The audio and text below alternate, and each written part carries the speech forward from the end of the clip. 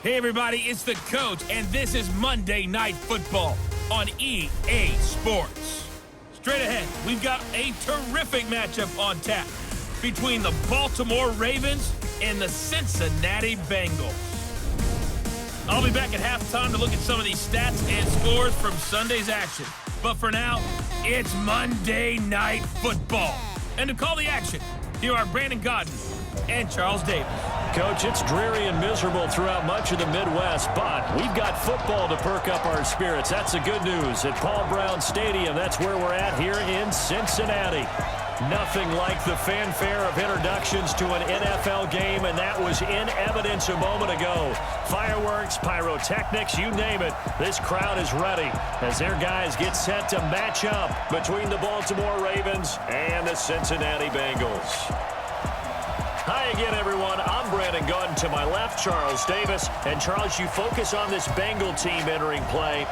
They're off to a terrific start, unbeaten at 5-0 through the first month and change. And you can hang a lot of this early success on their defense, too. They're the tone setters for these guys, and the entire team feeds off of what they do. Meanwhile, for the visiting Ravens, they come in with some fresh legs as they got the week off last week thanks to the early season bye. And usually you hope your bye comes a little bit later in the year. But when you get a chance to get fresh legs back, you take that time and you run with it.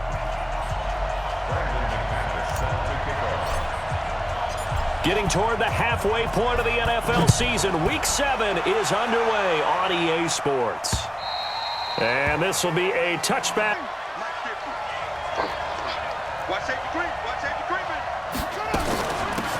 First carry now for Jordan Howard. And not the start he was hoping for there, as he'll maybe get back to the line of scrimmage, and that's it. Call it no gain on the game's first play. And it's second down now.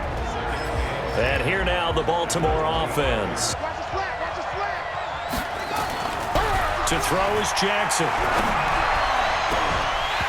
And that'll be incomplete. Took a pretty good shot as he tried to pull that one in. Couldn't hang on third down. A look there at the defensive starters for Cincinnati. They really played well in that win last week against Miami. They held them to just 7 points, and in reviewing the game tape, early 3rd and 10 here on their opening drive.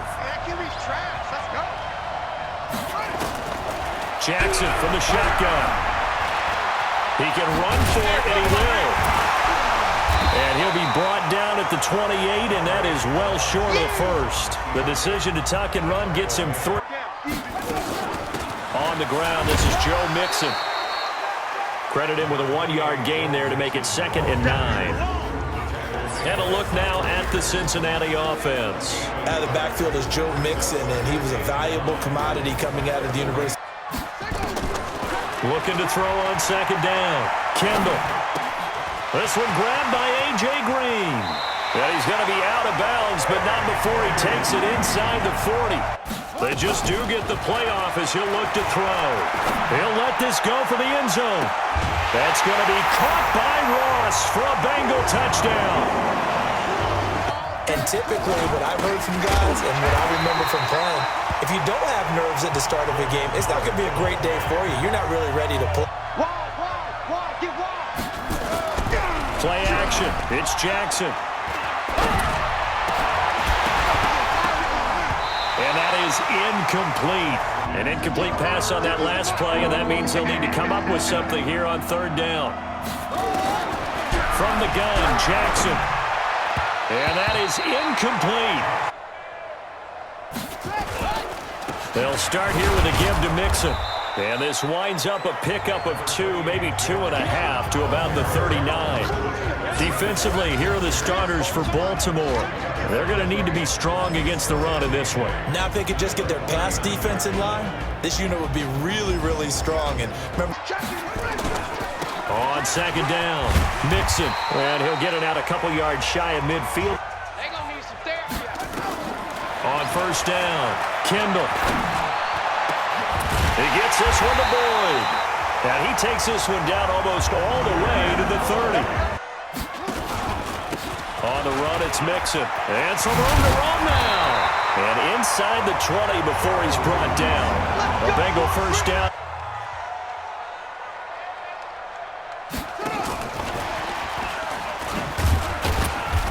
And they get to him quickly here as he's stopped right around the 13. To throw on second down. Kendall, this is caught. And they corral it. They'll give it to Mixon. And he is in. Touchdown, Bengals. And typically those scripts go between 12 and 24, 25 plays. Down 2 touchdowns early. Probably not very deep into their script. Running from the gun with Howard. And he'll be brought down right around the 37. Early, how do you get back in the game? Maybe establish the run. I think they're trying to do that. Now I'm with you on that one, and what I like about the message. Now Howard stripped. He lost the football, and the Bengals have recovered it. They'll run on first down. Mixon. He's tackled on second down now. Mixon, and he'll be brought down at the 21.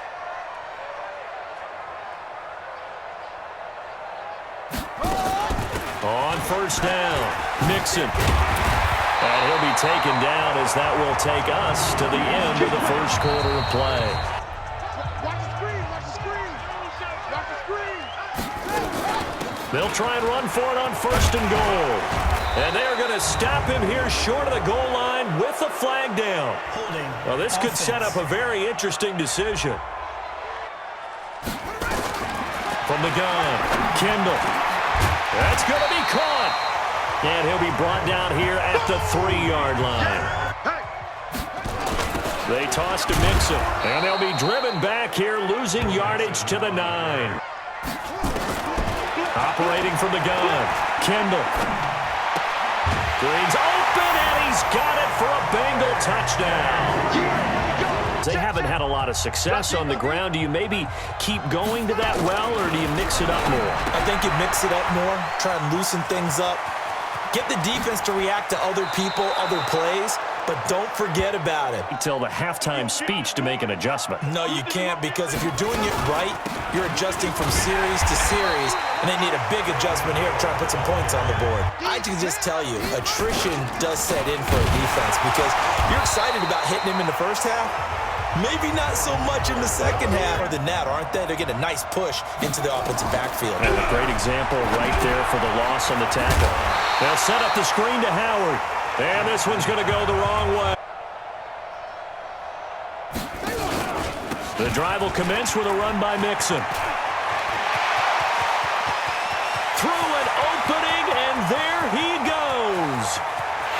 And all the way in for a Cincinnati score. Probably something they need to do more of here, losing in the second quarter.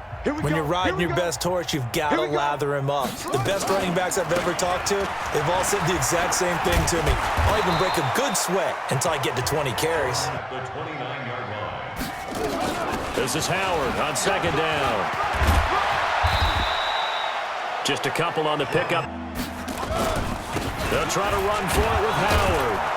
And he's going to have the first down, yardage to the 35. It's all a mindset, and I guarantee you, it started in the offseason. Third down's important to them. They find a way to pick them up at a very good clip. Now after the running play, we've got a man down. Watch out, watch out, watch out, watch out. This is Hill on the draw play. Absolutely nobody fooled there. From the gun, it's Jackson. And that is incomplete. Steady goes the offense, but you know what else is happening too, because they are a team now recognized with the ability to run the football.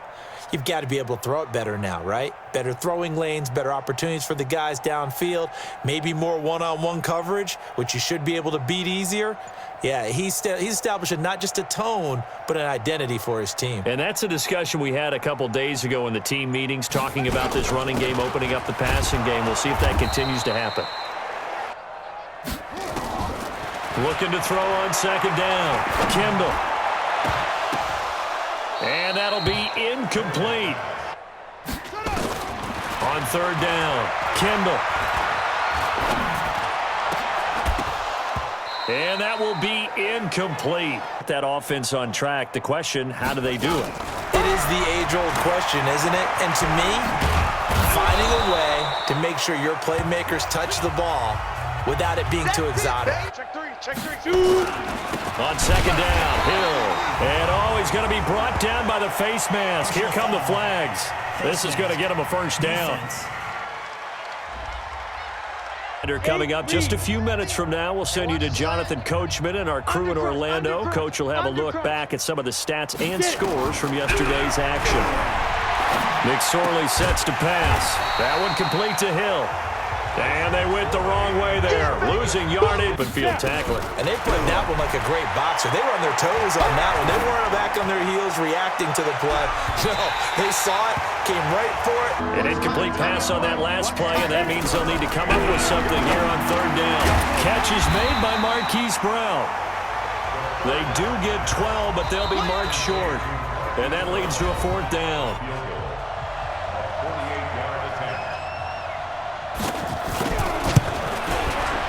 And this one is right down Broadway. Mixon with a first down carry. And not much to speak of. To throw on second down. Kendall. Got a man open. It's Ross. And he'll be taken down, but not before they work it across midfield. Now Joe Mixon. And he's going to be taken down here with a penalty flag on the field. Holding offense.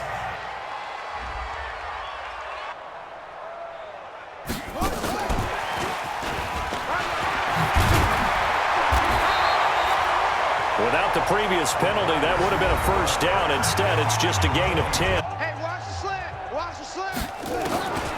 Looking to throw on second down. Kendall stepping up. He's going to keep it. Now whistles and a timeout with 3 seconds left.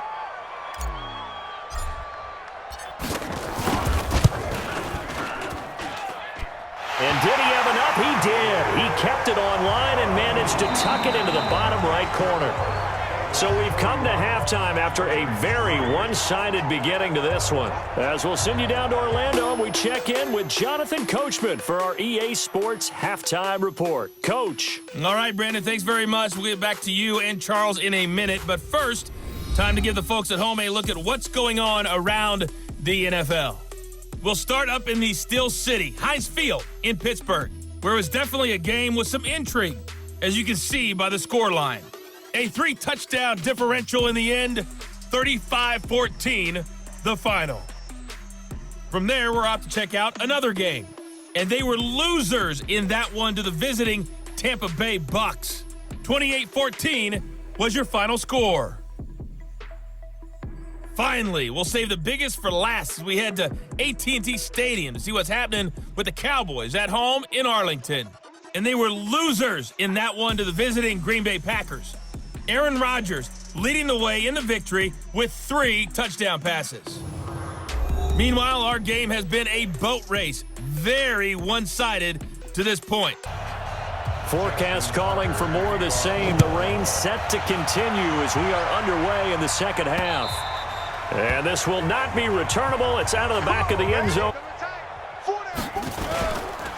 They'll run on first down. Mixon, and not much to speak of. Second and 9 now. He's going to have the hook up to Ross. And he's taken down. Mixon with it. And for one of the first times all night, he is going to go nowhere. Let's go deep, tighten up. Let's go deep. To throw on second down. Kendall got an open man. That's C.J. Uzomah. Get that ball. To throw on third down. Kendall. And Eifert has it. On first down. Mixon. Just a yard on the pickup. They'll run it now out of the gun. On third down, Kendall. And that's complete. It's Green here. Not today. Needing the tough yards, they run it with their fullback. And he's going to have the first. Now Mixon. And inside the 20 before he's brought down. Now a handoff here to his running back. And all the way down inside the 5. They'll try and run for it on 1st and goal. And he takes it into the end zone. Touchdown, Bengals. A great play there. And this is where scripting comes into play a lot of the time. How many plays do you script coming out of the second? Most of the time in the first half, you're scripting 12 to 16. I think in the second half, you're really scripting more like 8 to 10. 2nd and 10, it's McSorley. And he can't find anywhere to go with it. And he goes down. The lightning rod, J.J. Watt, defensive guy. Now, as a quarterback, 3rd and long, you really got to rally the troops here, don't you? Yeah, you're doing a big way. And what else do you have to look out for? More pressure coming at you because it seems to be working pretty well. That's incomplete, but there is a flag down. So hang on. A big call coming on 3rd down. They'll run on 1st down. Mixon.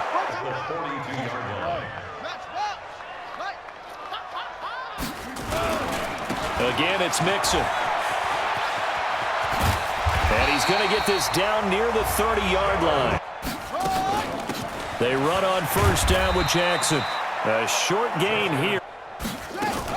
Again, it's Jackson as he'll stay on the ground. And only able to muster a couple. To throw on 3rd down. Kendall finding Green complete. And inside the 20 before he's brought down. On 1st down, Mixon. And he'll be stopped after a gain of only a couple. They'll run it now out of the gun. And he is met quickly in the backfield. On 3rd down, Kendall. And they're waving pressure too much. Down he goes.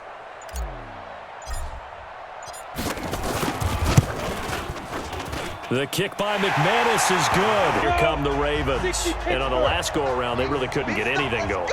They had to punt from deep inside their own territory, which means you're going to lose the field position battle as a general rule.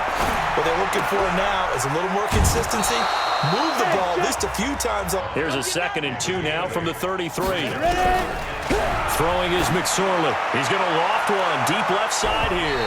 And this is going to wind up incomplete. The Ravens on 3rd down. It's been a problem. Just 1 for 7 thus far. Here it's 3rd and 2. Nowhere to escape, and he goes down. Mixon. He'll be hit down at the 33.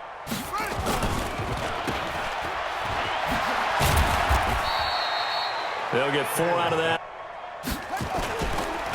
They'll run with Mixon. He's not going to get there. That won't even be close.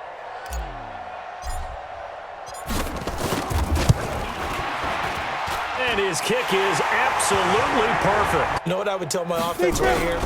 The punter doesn't exist, guys.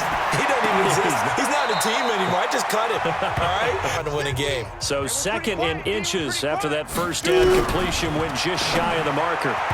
A 2nd down pass play there, but it's incomplete. A lot of sync, quarterback to wide receiver on this side of the football. They haven't been on the same page, quarterback and receivers. Heck, they haven't been on the same grease board when you draw plays up. They've got a 1st and 10 as they search for a late score. Here's McSorley to throw, and that is incomplete. McSorley once more looks to throw. That's caught by the former Sooner, Mark Andrews. Get him set. Looking to throw on 1st and 10. Here's McSorley.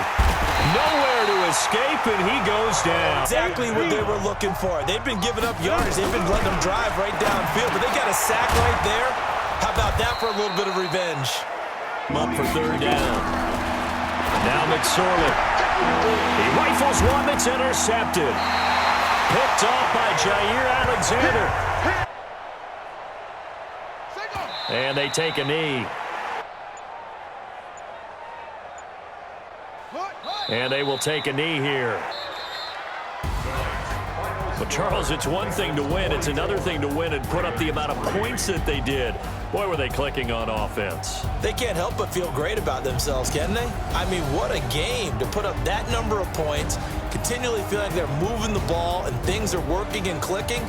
They think that they can bottle this and carry it with them. And as an offensive coordinator, you just don't think you can do anything wrong. Whatever you call, run, pass, it's all going to work. That's called being in the zone.